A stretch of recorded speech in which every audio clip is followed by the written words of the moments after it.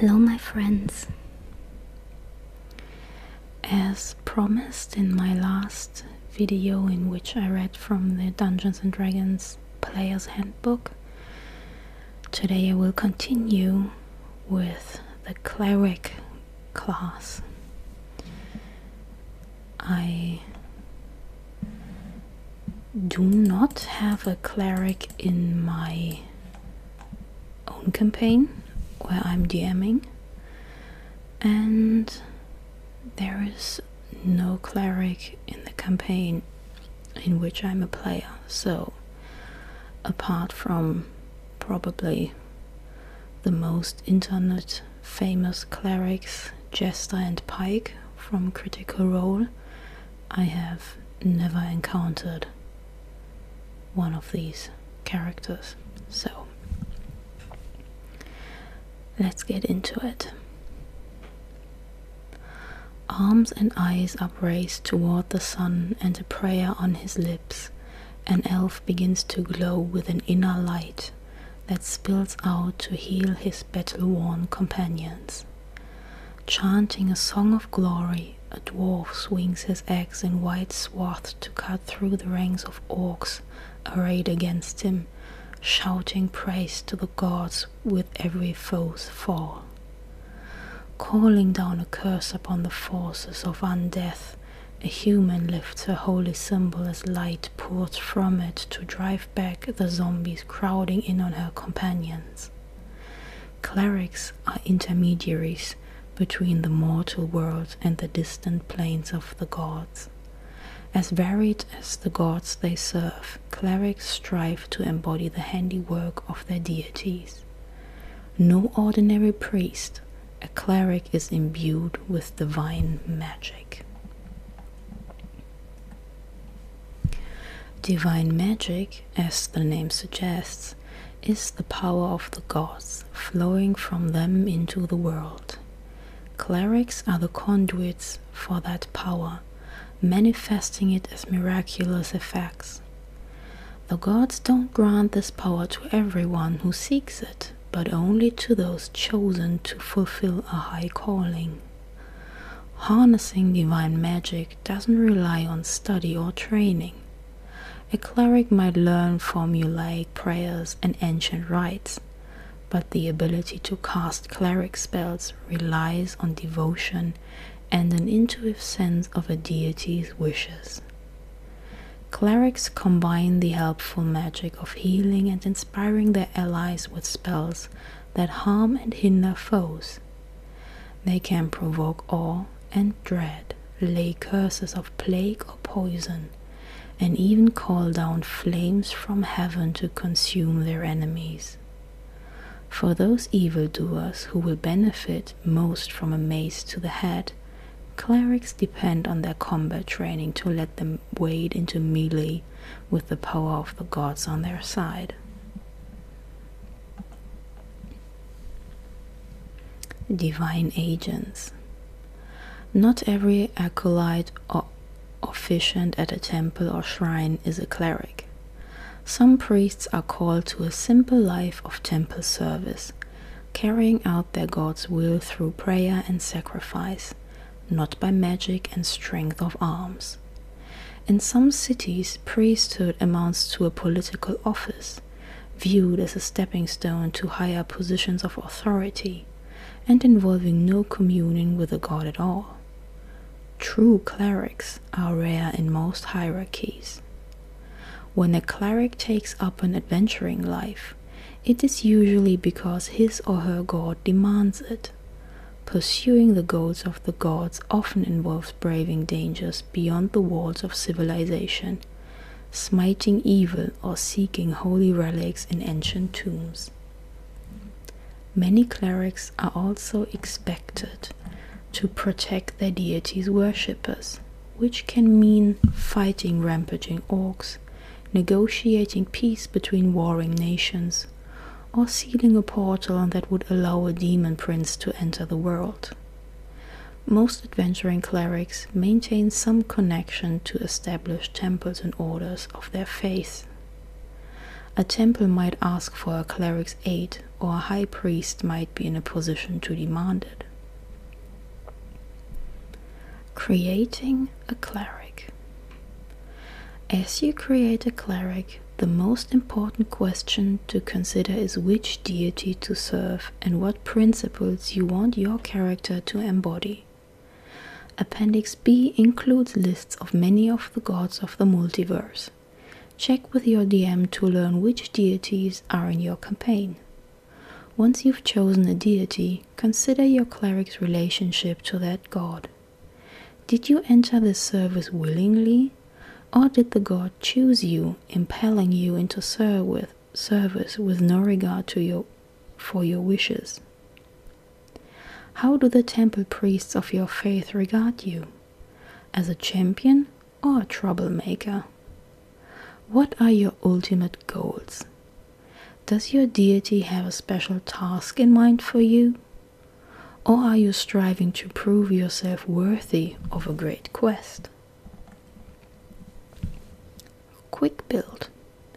You can make a cleric quickly by following these suggestions. First, wisdom should be your highest ability score, followed by strength or constitution. Second, choose the acolyte background. Class features. As a cleric, you gain the following class features.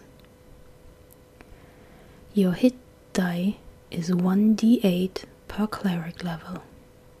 Your hit points at first level are 8, plus your constitution modifier. Your hit points at higher levels are 1d8 or 5, plus your constitution modifier per cleric level after first. Proficiencies. You are proficient in light armor, medium armor, and shields. You are also proficient with all simple weapons.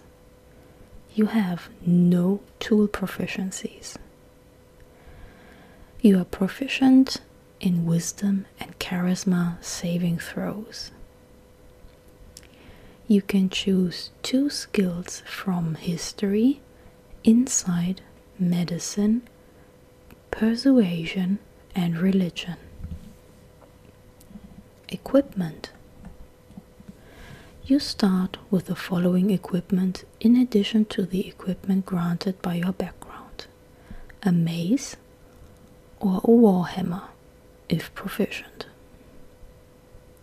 scale mail, leather armor, or chainmail, if proficient, a light crossbow and 20 bolts, or any simple weapon, a priest's pack or an explorer's pack, a shield and a holy symbol. Spellcasting.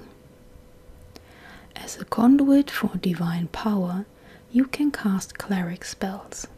See Chapter 10 for the general rules of spellcasting and Chapter 11 for the cleric spell list.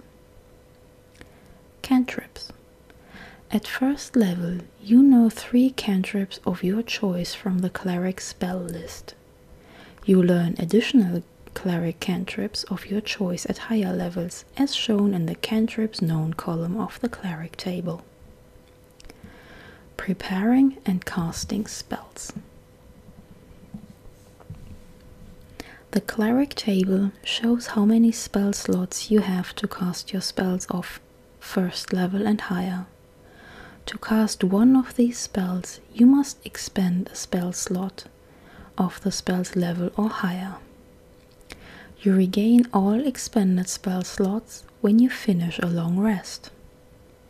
You prepare the list of cleric spells that are available for you to cast, choosing from the cleric spell list. When you do so, choose a number of cleric spells equal to your wisdom modifier plus your cleric level. Minimum of 1 spell though. The spells must be of a level for which you have spell slots. For example, if you are a 3rd level cleric, you have 4 first level and 2 second level spell slots. With a wisdom of 16, your list of prepared spells can include 6 spells of first or second level in any combination. If you prepare the first level spell Cure Wounds, you can cast it using a first level or second level slot. Casting the spell doesn't remove it from your list of prepared spells. You can change your list of prepared spells when you finish a long rest. Preparing a new list of cleric spells requires time spent in prayer and meditation, at least 1 minute per spell level for each spell on your list. Spellcasting ability. Wisdom is your spellcasting ability for your cleric spells. The power of your spells comes from your devotion to your deity. You use your wisdom whenever a cleric spell refers to your spellcasting ability. In addition, you use your wisdom modifier when setting the saving throw DC for a cleric spell you cast and when making an attack roll with one. Spell save DC equals 8 plus your proficiency bonus plus your wisdom modifier. Your spell attack modifier equals your proficiency bonus plus your wisdom modifier. Ritual casting. You can cast a cleric spell as a ritual if that spell has the ritual tag and you have the spell prepared. Spellcasting focus. You can use a holy symbol as a spellcasting focus for your cleric spells. Divine domain.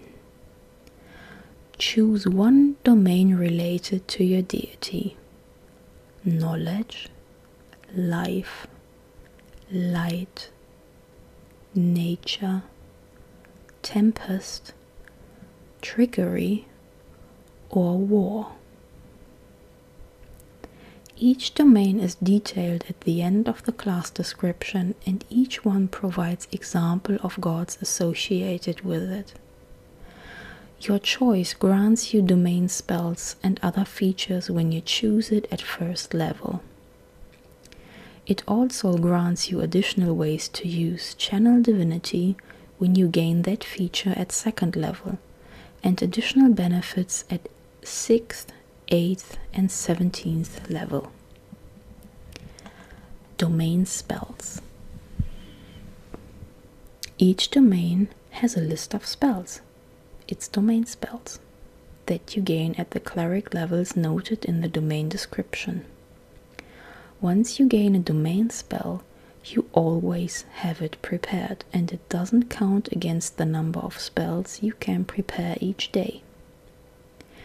If you have a domain spell that doesn't appear on the cleric spell list, the spell is nonetheless a cleric spell for you. Channel Divinity. At second level, you gain the ability to channel divine energy directly from your deity, using that energy to fuel magical effects. You start with 2 such effects, Turn Undead and an effect determined by your domain. Some domains grant you additional effects as you advance in levels, as noted in the domain description. When you use your Channel Divinity, you choose which effect to create. You must then finish a short or long rest to use your Channel Divinity again. Some Channel Divinity effects require saving throws.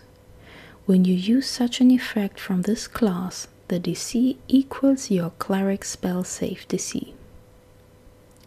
Beginning at 6th level, you can use your Channel Divinity twice between rests, and beginning at 18th level, you can use it 3 times between rests. When you finish a short or long rest, you regain your expended uses. Channel Divinity, Turn Undead. As an action, you present your holy symbol and speak a prayer, censoring the undead. Each undead that can see or hear you within 30 feet of you must make a wisdom saving throw. If the creature fails its saving throw, it is turned for 1 minute or until it takes any damage. Any turned creature must spend its turns trying to move as far away from you as it can, and it can't willingly move to a space within 30 feet of you. It also can't take reactions. For its action, it can use only the dash action or try to escape from an effect that prevents it from moving. If there's nowhere to move, the creature can use the dodge action. Ability score improvement.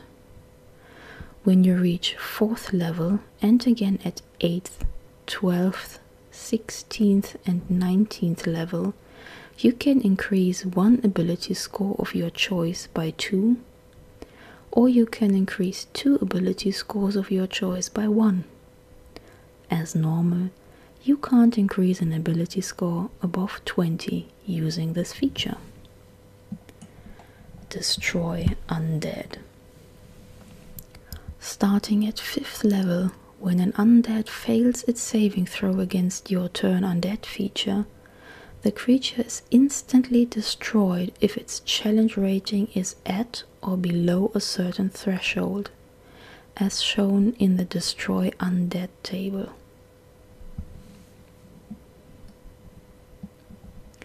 Divine Intervention.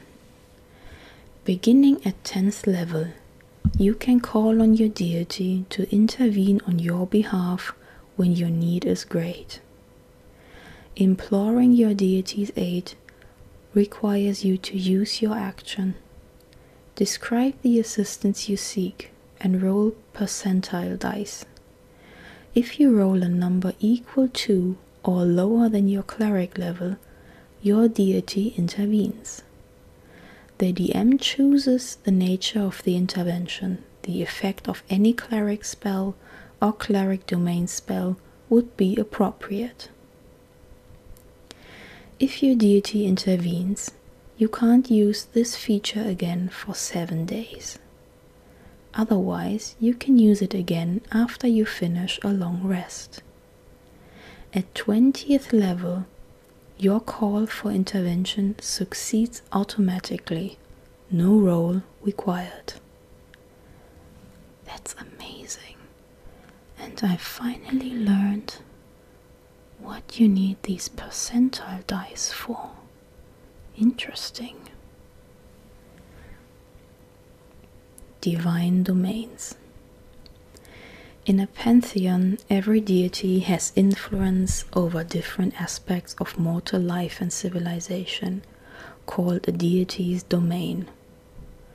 All the domains over which a deity has influence are called the deity's portfolio. For example, the portfolio of the Greek god Apollo includes domains of knowledge, life, and light. As a cleric, you choose one aspect of your deity's portfolio to emphasize, and you are granted powers related to that domain. Your choice might correspond to a particular sect dedicated to your deity.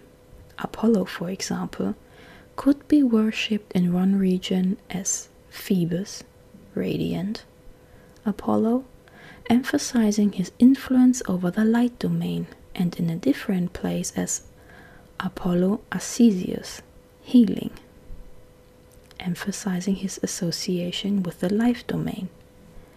Alternatively, your choice of domain could simply be a matter of personal preference, the aspect of the deity that appeals to you most. Each domain's descriptions gives examples of deities who have influence over that domain. Gods are included from the worlds of the Forgotten Realms, Greyhawk, Dragonlance, and Eberron campaign settings, as well as from the Celtic, Greek, Norse, and Egyptian pantheons of antiquity.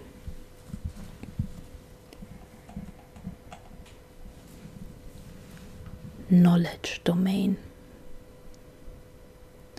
The gods of knowledge, including Ogma, Bokop, Gilean, Aureon, and Thoth, value learning and understanding above all. Some teach that knowledge is to be gathered and shared in libraries and universities, or promote the practical knowledge of craft and invention. Some deities hoard knowledge and keep its secrets to themselves, and some promise their followers that they will gain tremendous power if they unlock the secrets of the multiverse. Followers of these gods study esoteric lore, collect old tomes, delve into the secret places of the earth, and learn all they can. Some gods of knowledge promote the practical knowledge of craft and invention, including smith deities like Gond, Reorx, Onata, Moradin, Hephaestos, and Goibniu.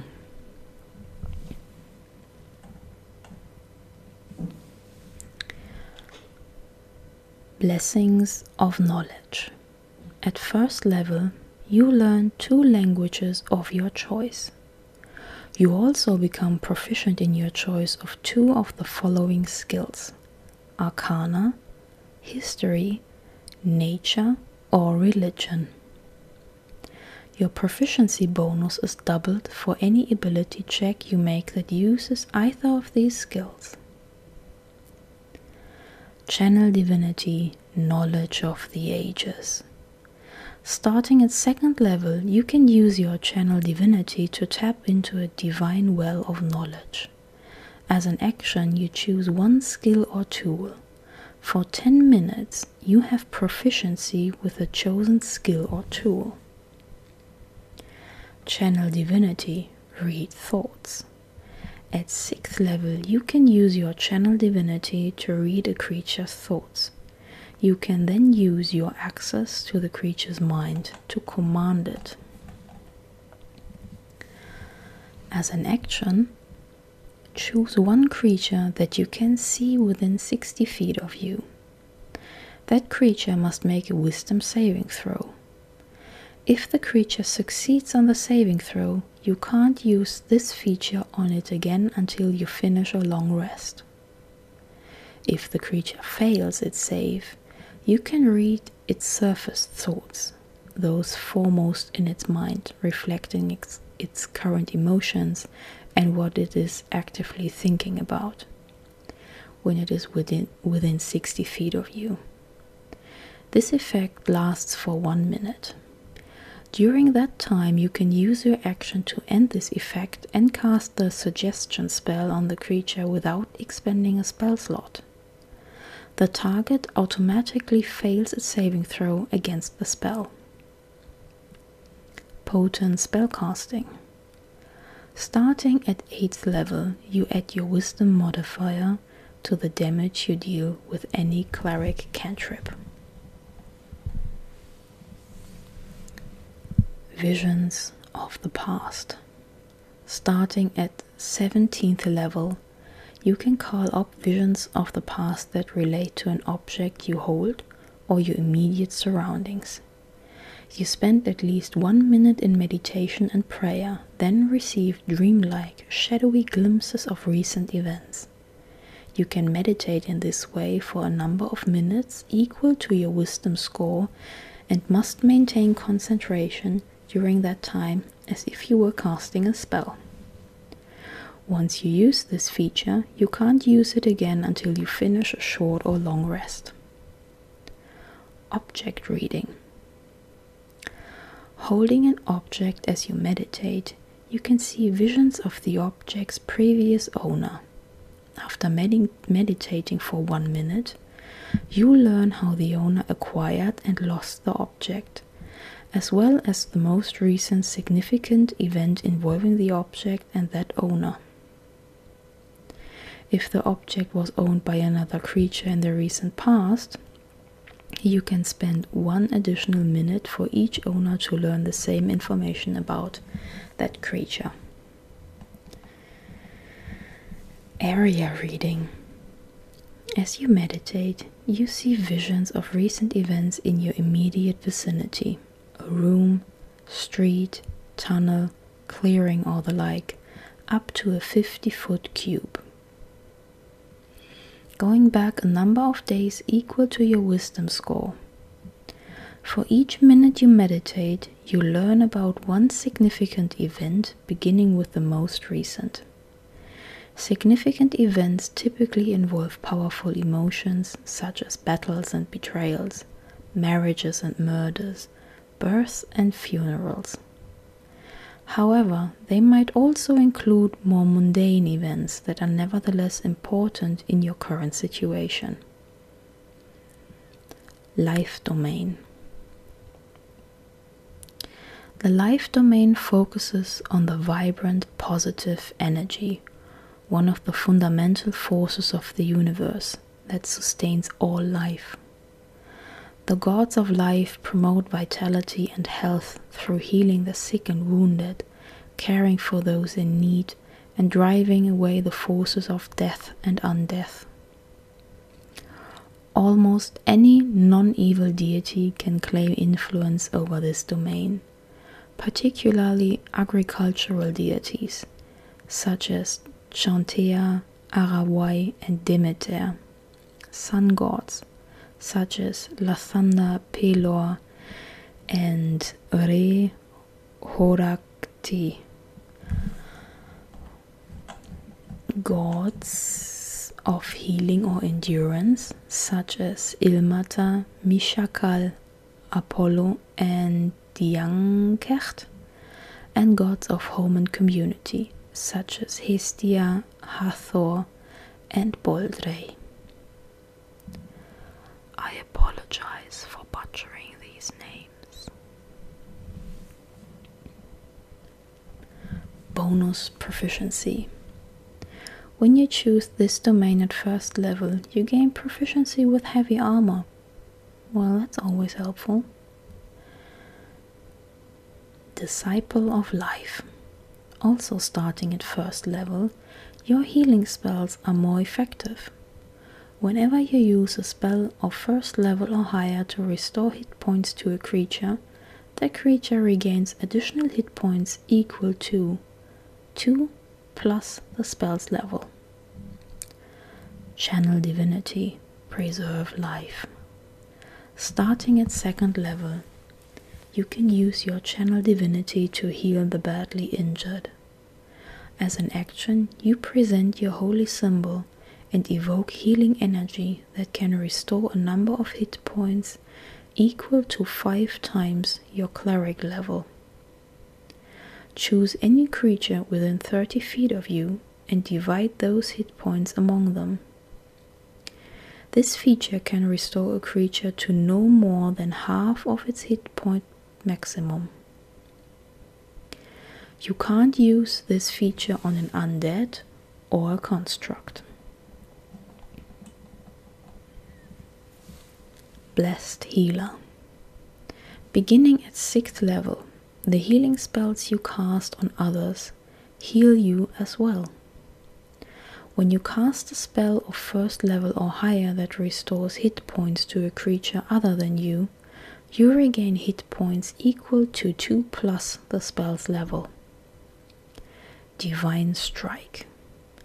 At 8th level, you gain the ability to infuse your weapon strikes with divine energy.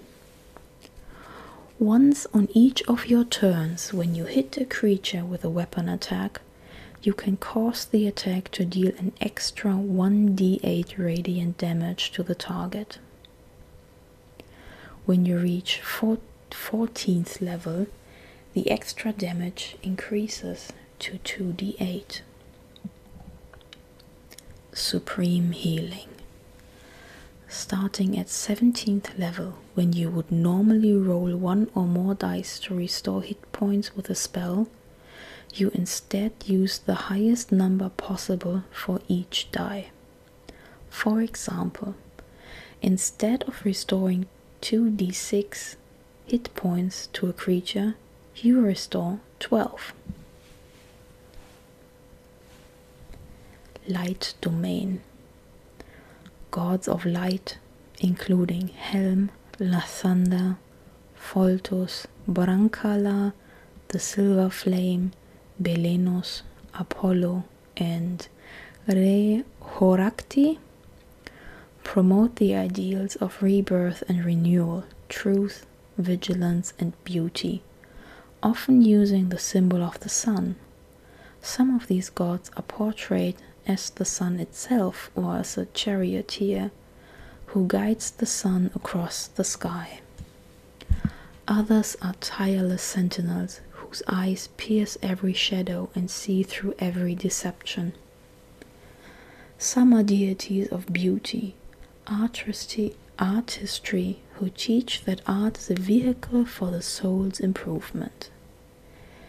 Clerics of a god of light are enlightened souls infused with radiance and the power of their god's discerning vision, charged with chasing away lies and burning away darkness.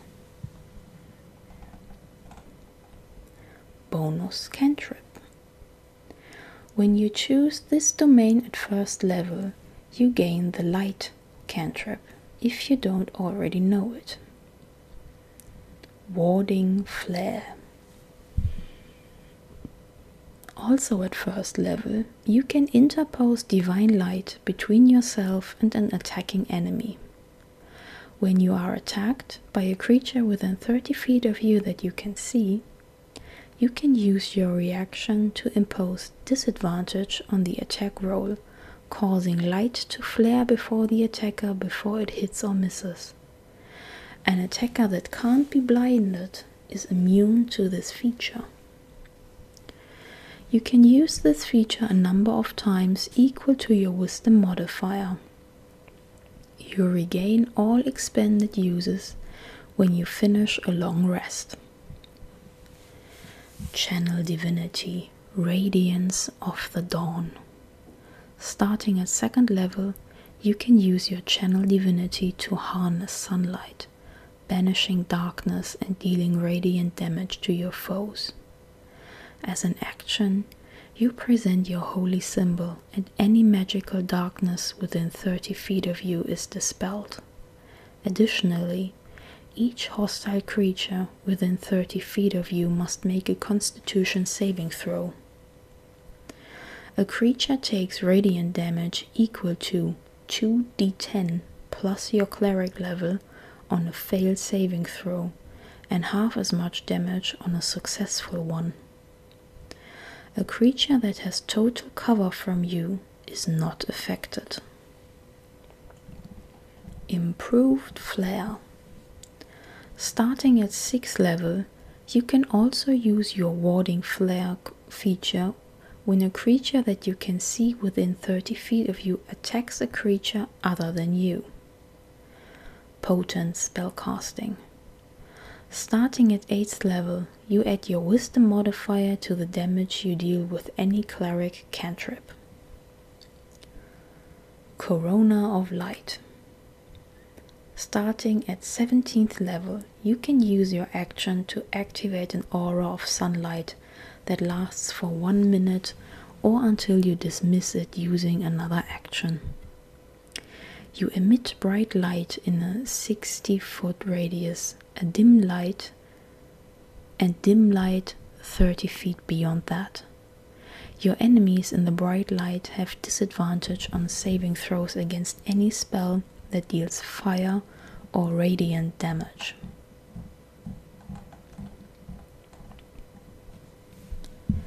Nature Domain. Gods of nature are as varied as the natural world itself. From inscrutable gods of the deep forests, such as Sylvanus, Obad-Hai, Chislev, Valinor, and Pan, to friendly deities associated with particular springs and groves, such as Eldath. Druids revere nature as a whole and might serve one of these deities, practicing mysterious rites and reciting all but forgotten prayers in their own secret tongue. But many of these gods have clerics as well, champions who take a more active role in advancing the interests of a particular nature god. These clerics might hunt the evil monstrosities that despoil the woodlands, bless the harvest of the faithful, or wither the crops of those who anger their gods. Acolyte of Nature. At first level, you learn one Druid cantrip of your choice. You also gain proficiency in one of the following skills of your choice: animal handling, nature, or survival. Also at first level, you gain proficiency with heavy armor. Channel Divinity, charm animals and plants. Starting at second level, you can use your Channel Divinity to charm animals and plants. As an action, you present your holy symbol and invoke the name of your deity. Each beast or plant creature that can see you within 30 feet of you must make a wisdom saving throw. If the creature fails its saving throw, it is charmed by you for 1 minute or until it takes damage. While it is charmed by you, it is friendly to you and other creatures you designate. Dampen elements. Starting at 6th level, when you or a creature within 30 feet of you takes acid, cold, fire, lightning or thunder damage, you can use your reaction to grant resistance to the creature against that instance of the damage. Divine Strike. At 8th level, you gain the ability to infuse your weapon strikes with divine energy. Once on each of your turns, when you hit a creature with a weapon attack, you can cause the attack to deal an extra 1d8 cold, fire, or lightning damage, your choice, to the target. When you reach 14th level, the extra damage increases to 2d8. Master of Nature. At 17th level, you gain the ability to command animals and plant creatures. While creatures are charmed by you, by your Charm Animals and Plants feature, you can take a bonus action on your turn to verbally command what each of those creatures will do on its next turn. Tempest Domain. Gods whose portfolios include the Tempest Domain, including Talos, Umberli, Kord, Zebuim, the Devourer, Zeus, and Thor, govern storms, sea, and sky. They include gods of lightning and thunder, gods of earthquakes, some fire gods, and certain gods of violence, physical strength, and courage. In some pantheons, a god of this domain rules over other deities and is known for swift justice delivered by thunderbolts. In the pantheons of seafaring people, gods of this domain are ocean deities and the patrons of sailors. Tempest gods send their clerics to inspire fear in the common folk, either to keep those folk on the path of righteousness or to encourage them to offer sacrifices of propitiation to ward off divine wrath. At first level, you gain proficiency with martial weapons and heavy armor. Wrath of the Storm. Also at first level, you can thunderously rebuke attackers. When a creature within 5 feet of you that you can see hits you with an attack, you can use your reaction to cause the creature to make a dexterity saving throw. The creature takes 2d8 lightning or thunder damage, your choice, on a failed saving throw and half as much damage on a successful one. You can use this feature a number of times equal to your wisdom modifier. You regain all expended uses when you finish a long rest. Channel Divinity, Destructive Wrath. Starting at 2nd level, you can use your Channel Divinity to wield the power of the storm with unchecked ferocity. When you roll lightning or thunder damage, you can use your Channel Divinity to deal maximum damage instead of rolling. Thunderbolt Strike. At 6th level, when you deal lightning damage to a large or smaller creature, you can also push it up to 10 feet away from you. Divine Strike. At 8th level, you gain the ability to infuse your weapon strikes with divine energy.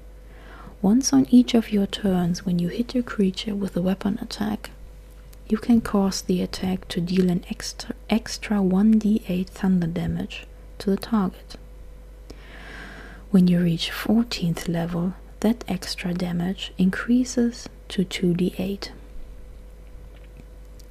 Stormborn. At 17th level, you have a flying speed equal to your current walking speed whenever you are not underground or indoors. Trickery Domain. Gods of trickery such as Timora, Beshaba, Oli Damara, the Traveler, Gal Glitter God, and Loki are mischief makers and instigators who stand as a constant challenge to the accepted order among both gods and mortals. They are patrons of thieves, scoundrels, gamblers, rebels, and liberators. Their clerics are a disruptive force in the world, puncturing pride, mocking tyrants, stealing from the rich, freeing captives, and flouting hollow traditions. They prefer subterfuge, pranks, deception, and theft rather than direct confrontation. Blessing of the Trickster.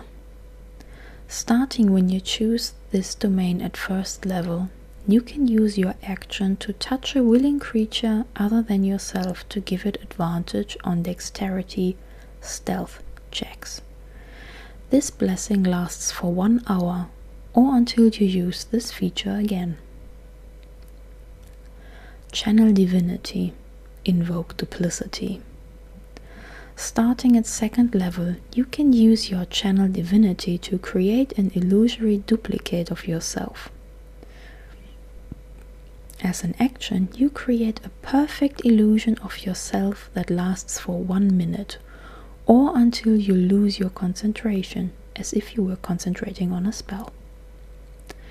The illusion appears in an unoccupied space that you can see within 30 feet of you. As a bonus action on your turn, you can move the illusion up to 30 feet to a space you can see, but it must remain within 120 feet of you. For the duration, you can cast spells as though you were in the illusion space, but you must use your own senses. Additionally, when both you and your illusion are within 5 feet of a creature that can see the illusion, you have advantage on attack rolls against that creature, given how distracting the illusion is to the target. Channel Divinity, Cloak of Shadows. Starting at 6th level, you can use your Channel Divinity to vanish. As an action, you become invisible until the end of your next turn. You become visible if you attack or cast a spell. Divine Strike, and I am not going to read that out again. Let's move directly to Improved Duplicity. At 17th level, you can create up to 4 duplicates of yourself instead of 1 when you use Invoke Duplicity. As a bonus action on your turn, you can move any number of them up to 30 feet to a maximum range of 120 feet. War Domain. War has many manifestations. It can make heroes of ordinary people. It can be desperate and horrific, with acts of cruelty and cowardice eclipsing instances of excellence and courage. In either case, the gods of war watch over warriors and reward them for their great deeds. The clerics of such gods excel in battle, inspiring others to fight the good fight, or offering acts of violence as prayers.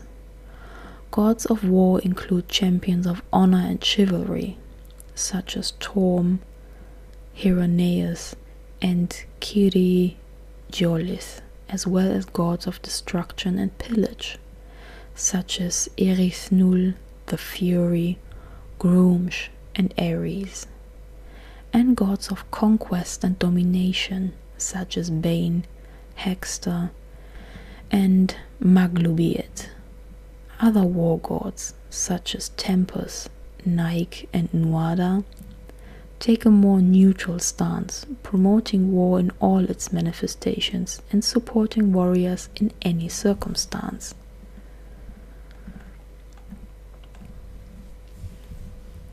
At first level, you gain proficiency with martial weapons and heavy armor. War Priest. From first level, your god delivers bolts of inspiration to you while you are engaged in battle. When you use the attack action, you can make one weapon attack as a bonus action. You can use this feature a number of times equal to your wisdom modifier, but at a minimum of once.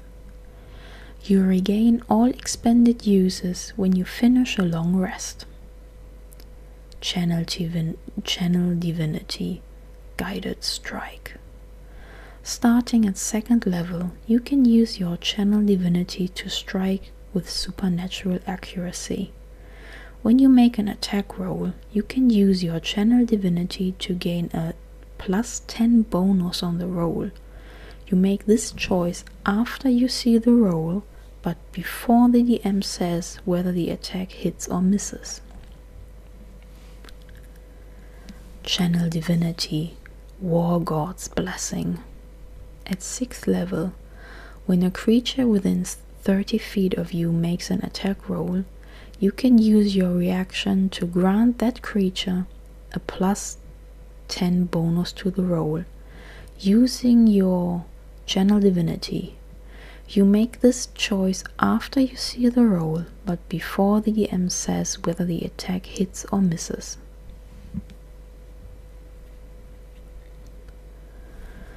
Divine Strike. Again, as in the other domains. Moving on to Avatar of Battle. At 17th level, you gain resistance to bludgeoning, piercing, and slashing damage from non-magical weapons.